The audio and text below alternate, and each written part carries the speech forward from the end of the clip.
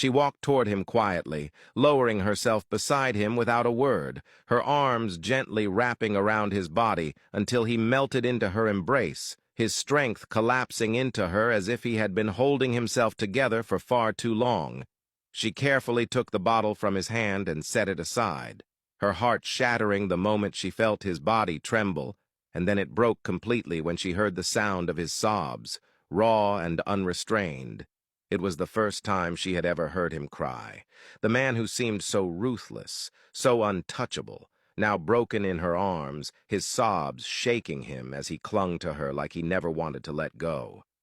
Amara held him tighter, whispering her comfort, letting him know she was there, her own tears burning as she felt his pain, a pain so deep it had carved itself into him for over a decade. And yet here he was, finally letting it out. Finally, not alone. Time seemed to still as she held him, her embrace a sanctuary, her words soft promises that she would never leave his side, that he could let it all out with her. And slowly his sobs subsided, his breathing evening as he raised his head, his tear-streaked eyes locking with hers. She brushed his tears away gently, her hand caressing his face as he told her he must look weak in her eyes, a man like him breaking down. But Amara shook her head, telling him it was okay, that he didn't always have to be strong with her, that she would never judge him. Her words sinking into him as he realized how different it was this time, how for years he had endured this night alone, drowning in grief with no one to see him, no one to hold him, yet now he had her, someone who saw beyond his ruthless exterior, beyond the dominance and coldness, someone who also saw his brokenness and still stayed. He rose to his feet, and she followed, his eyes scanning the ruins as he told her this was his family home. Once filled with life, now reduced to ashes, he admitted he had thought about rebuilding it, restoring it to how it once was. But he couldn't. Not yet. He left it as a reminder, a scar that kept his mission alive, a constant memory of why he needed to seek justice for them, and only when that justice was served would he rebuild. Amara's eyes wandered the same ruins as she told him how evil it was for anyone to do this, how much she hoped he would find justice, and she vowed that she would stay by his side through it all.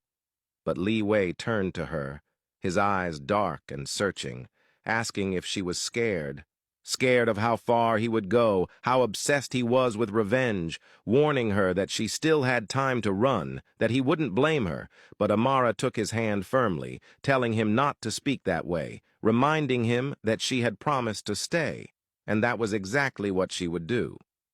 Leeway's gaze softened as he held her hand, the fire of grief and vengeance flickering in his eyes yet balanced by the quiet strength of her presence. And with his voice low, he told her he wanted to take her somewhere. He didn't explain. He simply held her hand tighter, and together they walked away from the ruins, the night wrapping around them as if carrying the weight of a past that still lived, but also the fragile beginnings of something that made him feel less alone. Amara and Leeway made their way back into the house, Amara looking at him, apologizing softly for throwing him a surprise without knowing, telling him she wasn't aware that what she thought was a happy day was also a painful one for him, that if she had known she never would have done it. Leeway pulled her closer, his arm wrapping around her as he told her it was okay, that he understood her intentions, and that he too should not have rushed out without explaining everything to her. Amara looked around at the decorations, her expression a little upset, as she stated that it was a shame all the things she had prepared would now go to waste since he didn't celebrate birthdays.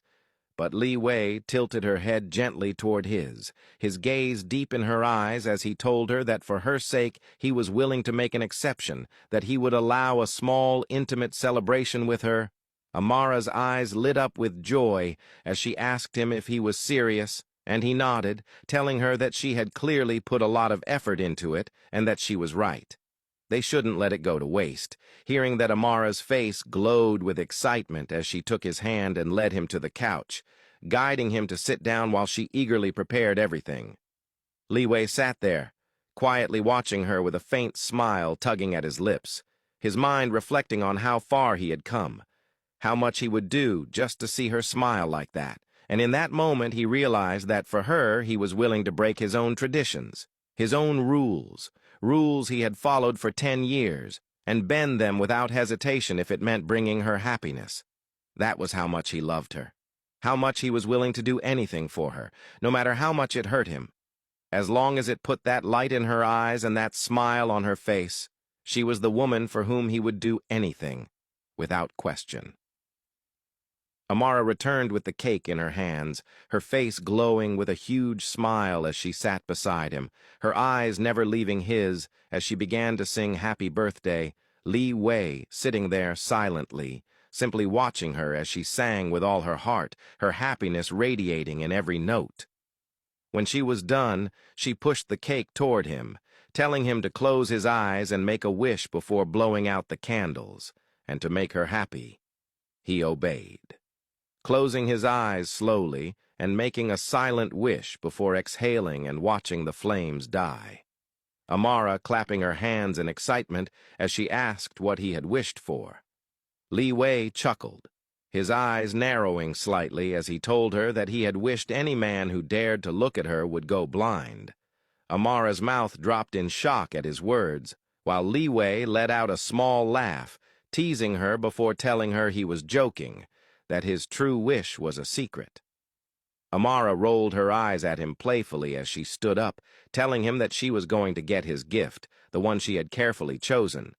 She walked to the table and picked up her bag before returning to sit beside him, Leeway watching her with anticipation, curious to see the very first gift she had ever given him. But as she dug into her bag searching, a small box slipped out, falling directly into his lap, Leeway's hand immediately closing around it as he lifted it up, his sharp eyes studying it, Amara freezing in shock as her eyes landed on the box, her chest tightening with embarrassment as she realized what had just happened. It was a pack of condoms, not a small one either, but a full pack of 20, and she couldn't even remember putting them in her bag. Her cheeks burned as she opened her mouth to explain, but before she could get a word out, Leeway had already grabbed her, pulling her onto his lap in one swift motion, his arm locked firmly around her waist as his face leaned dangerously close to hers, his gaze locking onto her eyes with a heat that made her heart race, his voice low and teasing as he told her that he could tell she had gotten naughty, his lips brushing closer as he added that she had made only one mistake. Amara's eyes widened as she kept her gaze on him, her heart thundering as she waited for his words, and then with a smirk, he tilted her face so she could not look away, his other hand gripping her waist tightly as he told her the mistake was that she had picked the smaller size instead of the bigger one, and that the smaller one would never fit him. Amara's breath caught in her throat as her entire face flushed, her body stiffening with both embarrassment and uncontrollable heat, her heart pounding so loudly she thought he could hear it, her gaze falling away as she blushed furiously under the intensity of his eyes and words. Leeway sat there, holding Amara on his lap as she blushed, shy to look at him, her head slightly turned away, and he kept his eyes on her, thanking her for taking the effort to try and throw him a surprise birthday, telling her that he loved every bit of it, every single detail. Amara, smiling softly, told him that it wasn't that special, that if she had the means, she would have done something even bigger. Leeway, still keeping his gaze on her, told her that to him this was already big because it was done by her, that this was the best birthday he had ever had. And changing the topic, he asked her where his present was, joking.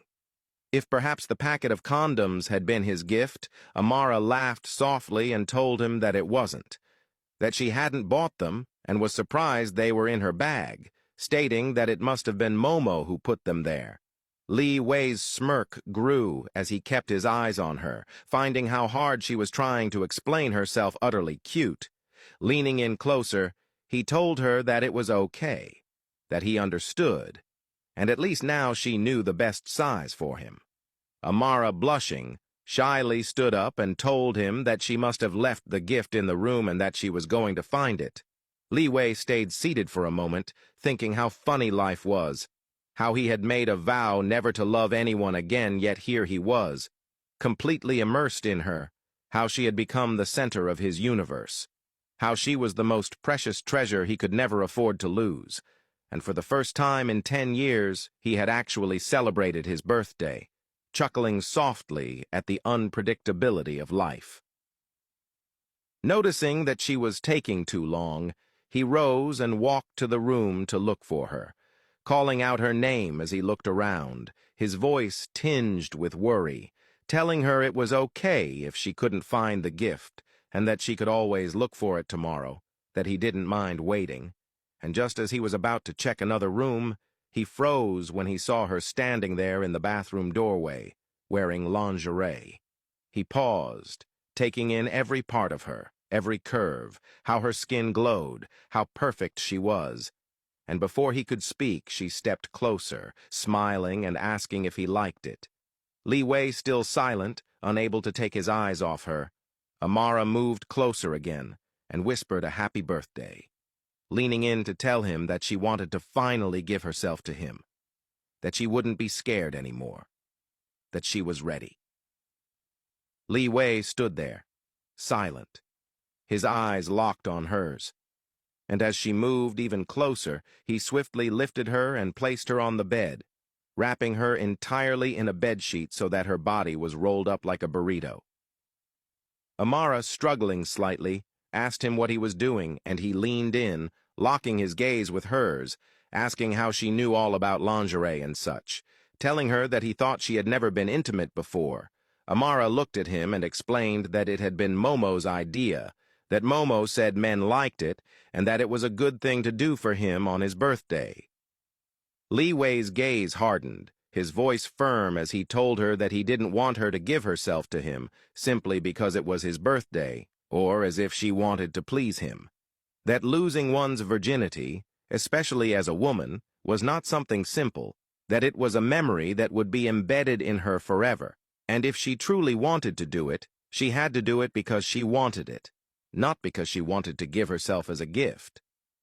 Amara's eyes flickered with disappointment, telling him that she was ready and wanted to do it because she wanted to.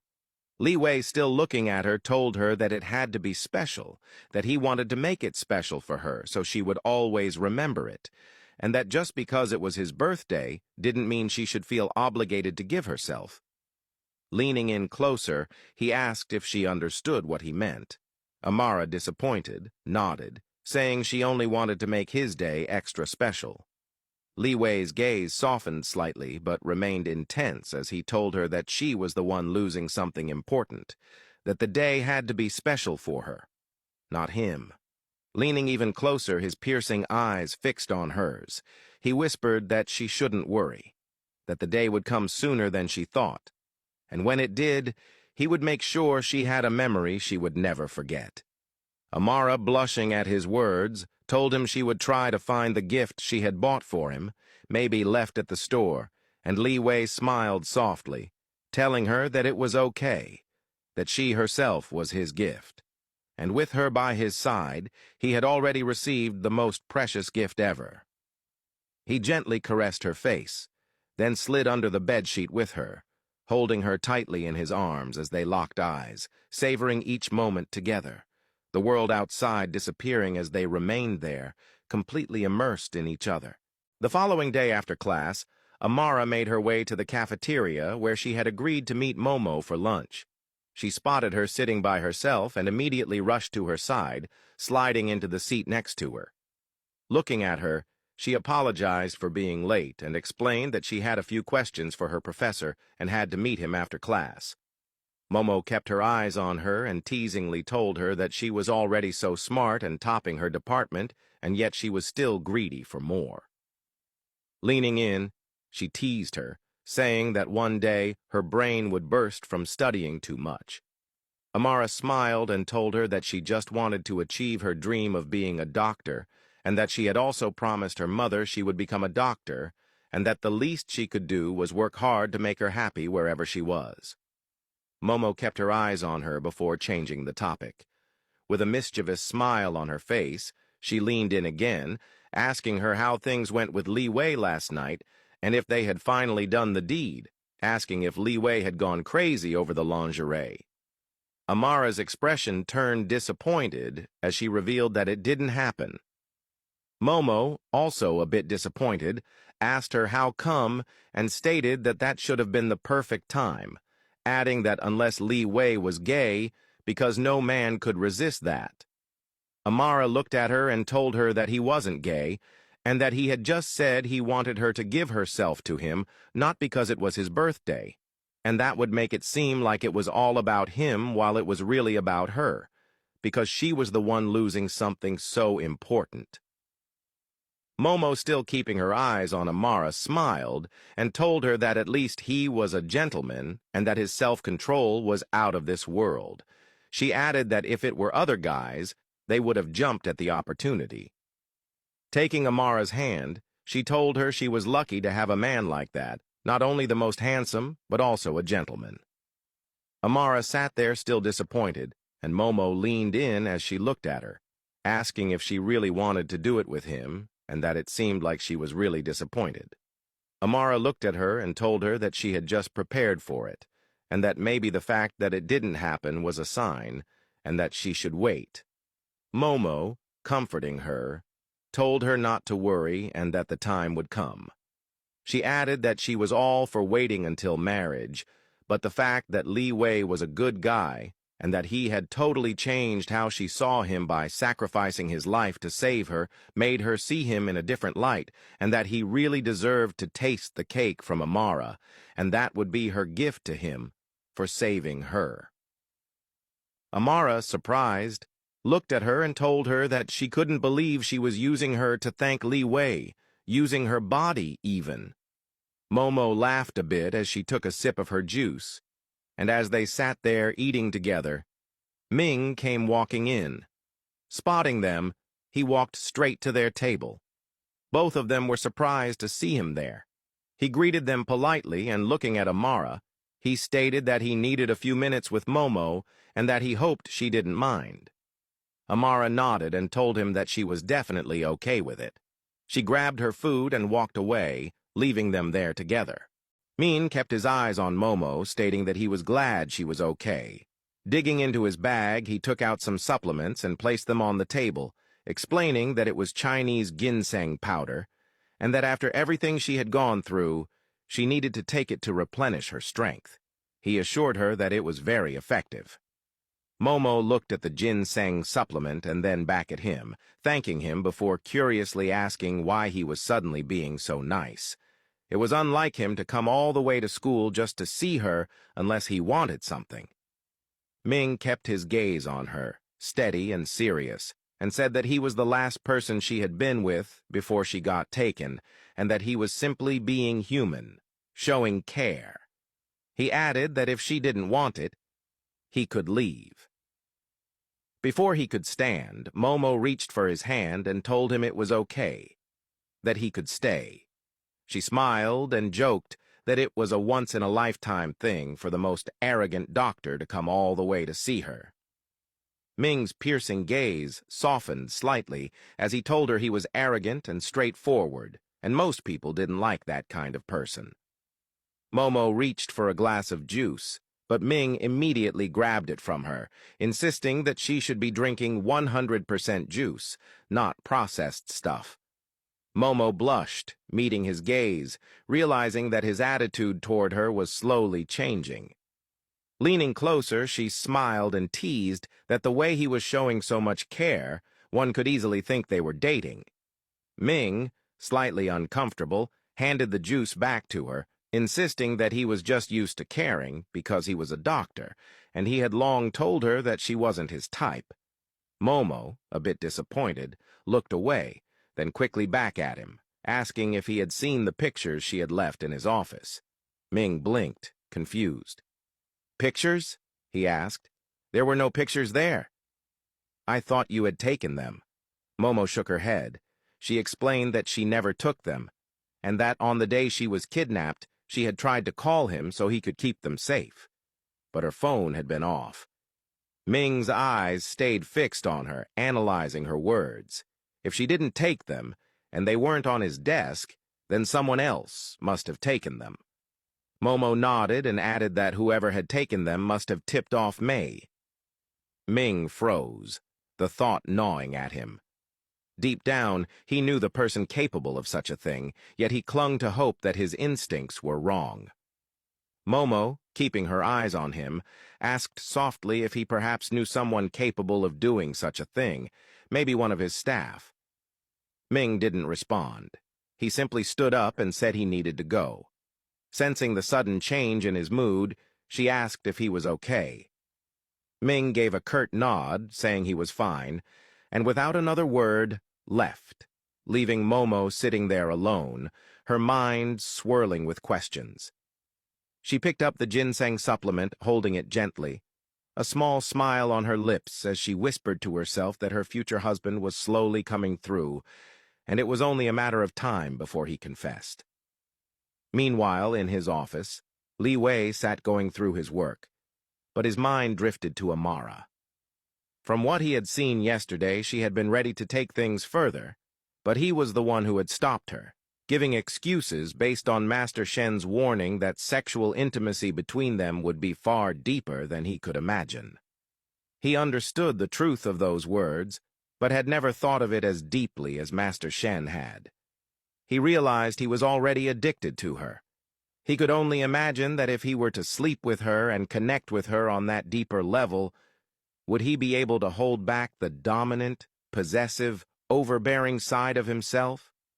He had been intimate with another person before, but it had never mattered because there was no love involved. They were merely distractions, a way to ease tension. With Amara, it would be different. If he slept with her, she would be claiming herself entirely, and she would belong to him completely. She would be trapped in his world, unable to be near anyone else. He would struggle to choose between her and his mission if that time ever came. Leeway pondered whether he should give in, take the risk, make her entirely his, give himself entirely to her, or, as Master Shen had advised, wait until after the storm had passed. Lost in thought, he barely noticed his assistant walking in, placing a file on his desk, saying it contained the documents he had been searching for. As the assistant turned to leave, something snapped in Leeway's mind. He stopped him abruptly, his gaze narrowing as he demanded almost angrily whether the assistant remembered that he had once said he was single and how he had even told him to look for a woman, yet the other day had mentioned having a wife and child. The assistant froze, his heart pounding violently at the question, unable to move, as Leeway's mind sharpened, the air around him heavy with intensity.